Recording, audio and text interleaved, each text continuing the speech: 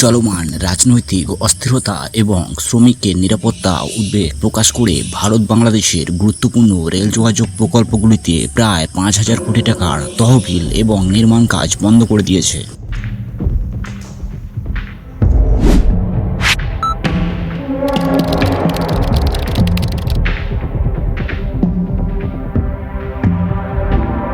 এই প্রকল্পগুলি বাংলাদেশের মধ্য দিয়ে ভারতের মূল ভূখণ্ড এবং উত্তর পূর্বাঞ্চলীয় 7টি রাজ্যের মধ্যে সংযোগ বৃদ্ধির লক্ষ্যে একটি উদ্যোগের অংশ ছিল।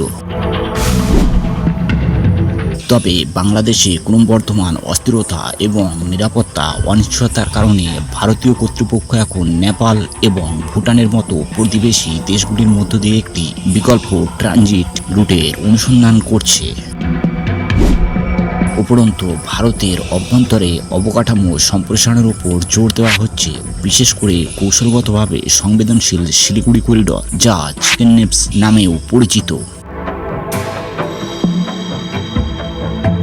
স্থগিত 3টি প্রকল্পের মধ্যে রয়েছে আখাউড়া আগরতলা সীমান্ত রেল সংযোগ, খুলনা মোংলা বন্দর রেল লাইন এবং ঢাকা টঙ্গী জয়দেব রেল সম্প্রসারণ। এর পাশাপাশি আরও 5টি প্রস্তাবিত রেল রুটের জরিপও স্থগিত রাখা হয়েছে। এর প্রতিক্রিয়ায় ভারতীয় রেল কর্তৃপক্ষ উত্তরপ্রদেশ এবং বিহারে বিদ্যমান রেল লাইন দ্বিগুণ বা 4 গুণ করার প্রচেষ্টা করছে, যেগুলি শিলিগুড়ি করিডরের সাথে যুক্ত করবে।